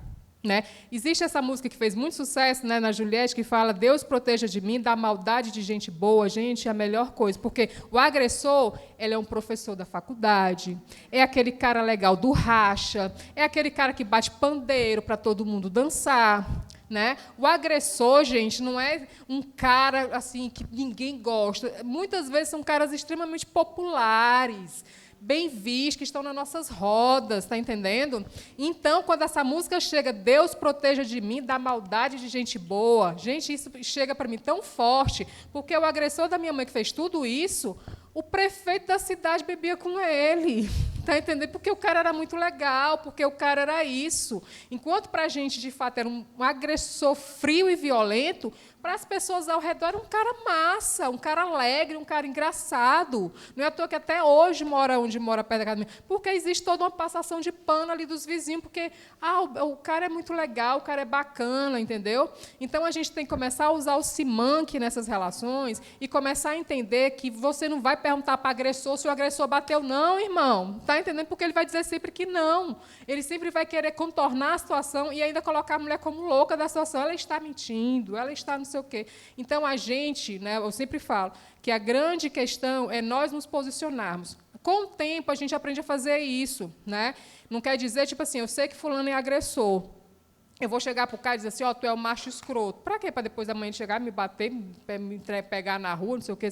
Não, eu já sei que ele é um agressor, cara. Eu já sei. Eu não preciso bater de frente com ele. Eu tenho que cuidar dessa mulher. Eu vou chegar, ligar para a gata e dizer, e aí, gata, almoçou hoje? Gente, são cuidados mínimos. Porque era uma das coisas que minha mãe mais, né?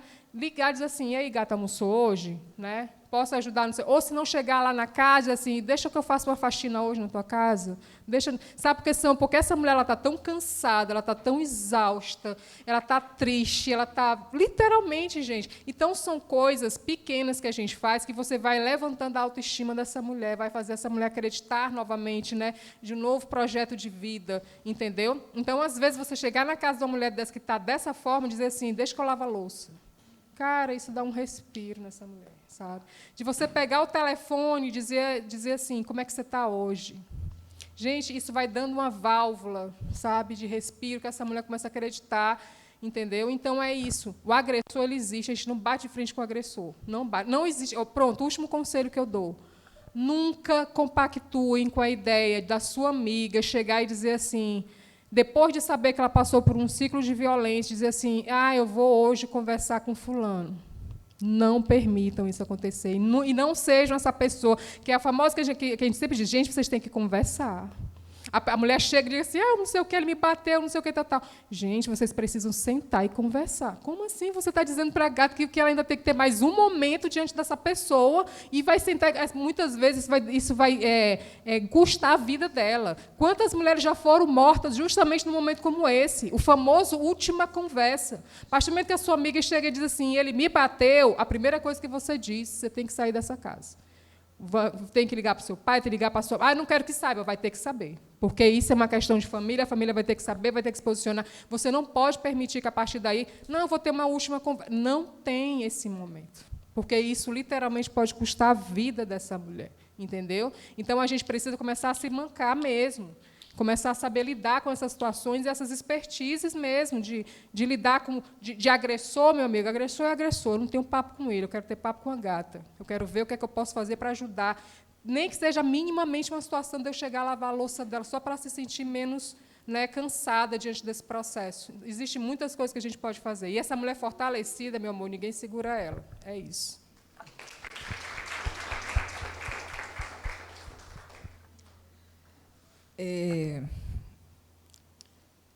As violências em nome de Deus, elas são as mais difíceis da gente combater.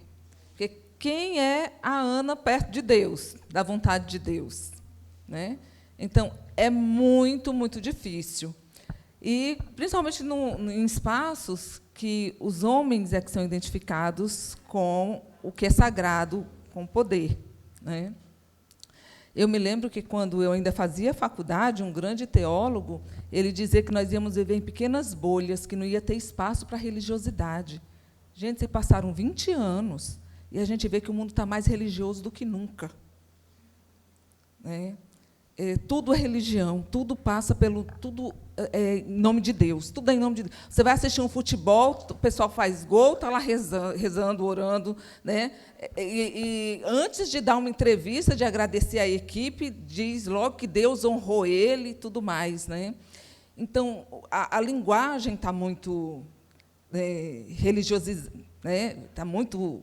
Eu não quero usar o nome evangélico porque leva para um lado, mas está muito religiosa as nossas falas, e é muito difícil. E é uma disputa muito grande da gente mostrar que o que tem aí é um projeto de dominação, não é um projeto de fé, nem um projeto religioso. Né? E fazer disputa mesmo, dizer, isso daí de Deus não tem nada. O que está posto não tem nada de vontade de Deus. Isso é um projeto político, religioso, que instrumentaliza a fé, que, em muitas comunidades, é a única coisa que as pessoas têm. É a fé, é a crença. E as violências em nome de Deus causam feridas enormes em muita gente. Né? E eu me lembro que eu fui, uma época, fazer uma...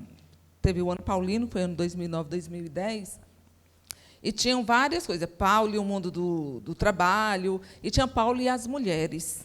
Né? E eu fiquei com essa oficina, e não tinha ninguém para essa oficina. E o padre, né, que tinha me chamado, ele estava desesperado, porque nas outras oficinas eram 30 pessoas, 20 pessoas, e Paulo e as mulheres não tinha ninguém. Né? Aí, com muito trabalho desse padre, foram 3 pessoas. Né? E uma mulher, ela até hoje, isso foi 2009, 2010, né? Me marca até hoje, porque ela entrou com muita raiva. E eu disse, se você não quiser ficar aqui, não precisa. Aí ela, eu não sei por que Deus criou a gente se Ele não nos ama. Né? E eu, como assim? Aí ela foi falar porque é o discurso religioso, de nós mulheres somos feitas para servir, que nós mulheres temos que estar a serviço, né? Que sempre é o lugar do cuidado é nosso, mas o cuidado acima, inclusive, de nós mesmas, das nossas condições de cuidar. Né? E E eu disse para... Quando a gente começa a explicar Bíblia, que as pessoas, né, começam a entender um pouco daquilo, e não apenas desse discurso opressor, que é feito em nome, né, e utilizando como instrumental a Bíblia, ela chorava tanto. E ela disse assim, muito obrigada, porque hoje foi a primeira vez que eu me senti amada. Porque uma pessoa que não consegue sentir o amor nem de Deus, ela não consegue perceber o amor das outras pessoas. Porque a religiosidade, ela passa por nós de formas que, por mais que a gente negue, ela ainda perpassa. Ela nos perpassa a todo momento. Então, é uma alegria imensa quando a gente consegue trabalhar Bíblia de forma libertadora, que liberte realmente, porque é um aprisionamento que está em nós. E quando a gente começa a entender, e principalmente quando as pessoas chegam e dizem assim, é a vontade de Deus, qual é o outro argumento que você tem contra isso? Né? Então, a gente precisa, cada vez mais, a gente ter muita consciência do que é de Deus e do que é do projeto político que está aí de dominação, de opressão, né, de colonização, e de dominação, principalmente, dos nossos corpos, dos corpos de mulheres. E de mulheres pretas mais ainda, periféricas, principalmente. Né? Então, é muito difícil, assim, não tem assim, uma conclusão que eu possa dar agora, né? Assim, mas que é uma luta, uma disputa de narrativas, é disputa mesmo de tudo. Né? E é interessante que, às vezes, a gente se deixa dominar, né?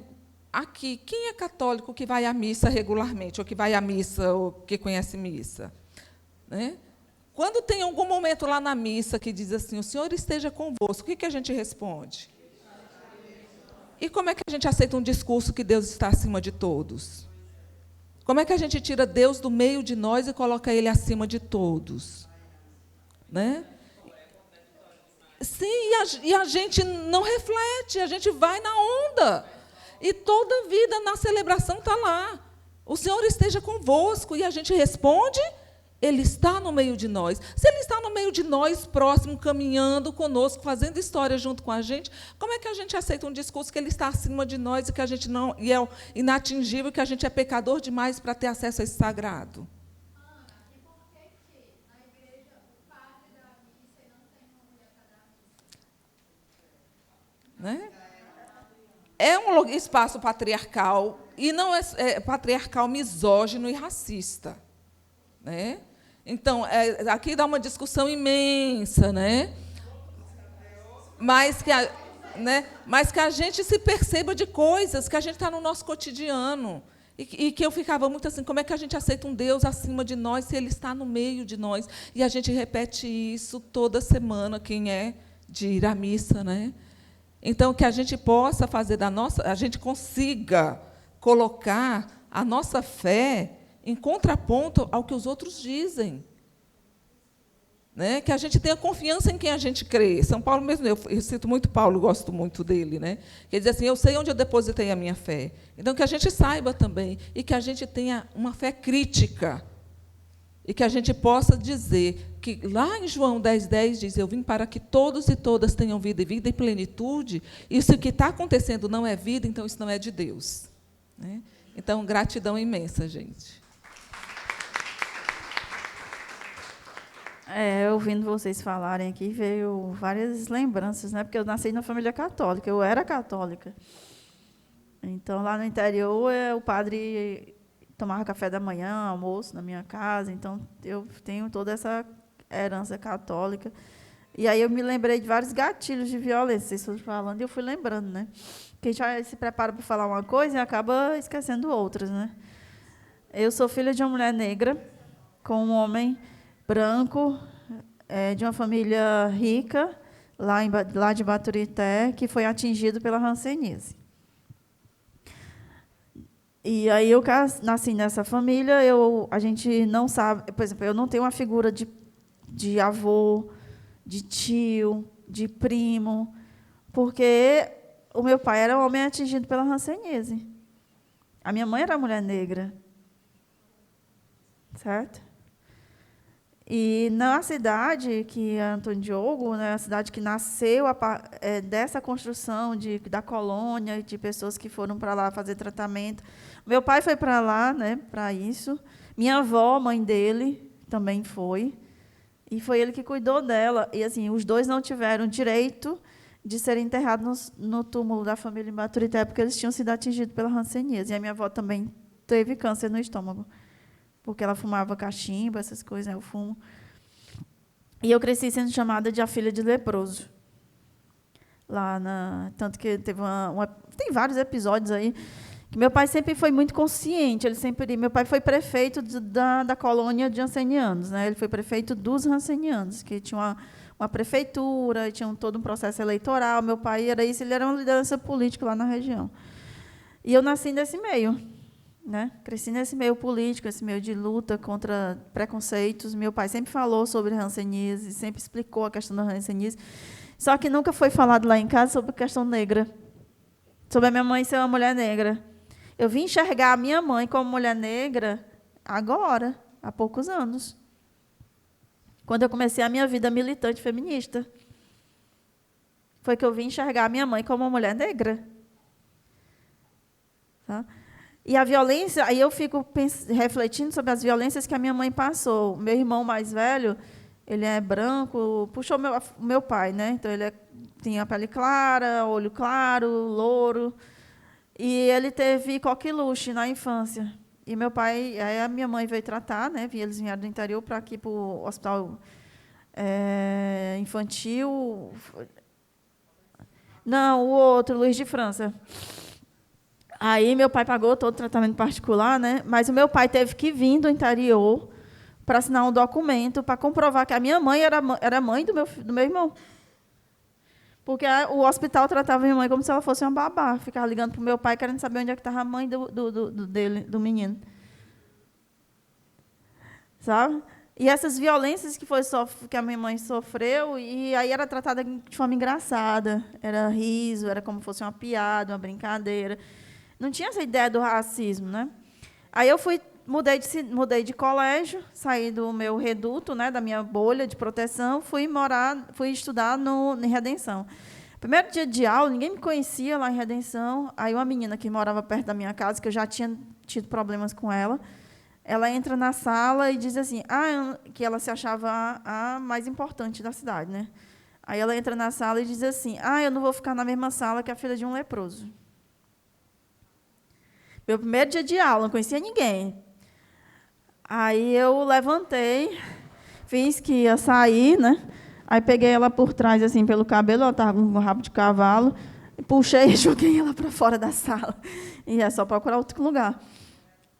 Porque eu tive uma construção de lutar contra essa história do preconceito contra os hansenianos. Mas eu não tive a construção de lutar contra o preconceito racial, né? E aí, quando eu me tornei muçulmana, eu mudei tudo na minha vida, porque a profissão que eu tinha, eu já não conseguia mais trabalhar, porque eu escolhi usar o véu para me posicionar na sociedade como uma mulher muçulmana, querer ser reconhecida como uma mulher muçulmana. E a primeira coisa que aconteceu foi pedir emprego. Nenhuma mulher muçulmana hoje, aqui no Ceará e no Brasil, tem facilidade de conseguir um emprego se ela estiver usando o véu. Ela tem que tirar o véu para ela conseguir um trabalho. E ela tem que esconder que é muçulmana, porque, a partir do momento, não é só tirar o véu. Se na empresa que ela trabalha, dependendo da empresa, ela vai ser demitida se ela assumir perante a empresa, declarar perante a empresa que ela é muçulmana. Tem uma menina aqui em Fortaleza que ela foi pedir lá no trabalho dela, que ela trabalha de call center, para não trabalhar na sexta-feira, por conta que nós guardamos a sexta-feira. A empresa disse que não tinha escala com essa questão por religião, mas os adventistas têm. A empresa respeita. Mas aí, pouco tempo depois, ela foi demitida dessa empresa de call center. Então, são essas. Aí eu vou trazer para mim um caso que aconteceu há pouco tempo. Eu me mudei de casa, fui morar no condomínio. Aí, nesse condomínio, o meu vizinho, né, policial, começou a colocar câmeras. Ele tirou as câmeras que ele tinha para a rua, começou a colocar pelo lado de dentro, e essas câmeras sempre estavam apontadas para a minha casa. E a justificativa dele era sempre segurança. Todo mundo que ia na minha casa, as câmeras ficavam monitorando. Ele ficava, por exemplo, teve um problema na caixa d'água, eu chamei um pedreiro. Ele, na minha frente, ele foi perguntar ao pedreiro o que ele tinha ido fazer na minha casa. Quando eu fui na controladoria e abri um processo para ele retirar as câmeras de frente da minha casa e ele parar de ficar monitorando as pessoas que iam na minha casa, ele foi abrir um processo criminal contra mim, porque o meu gato fugiu lá de casa e entrou debaixo do carro dele na garagem. Eu tirei o gato porque ele não gostava de animal, já tinha acontecido casos de animal sumir. Assim, um muro lá do condomínio tem 4 metros de altura, e os gatos somem assim, do nada, sem explicação. E aí eu fui e tirei o gato debaixo do carro. O Ministério Público aceitou essa denúncia.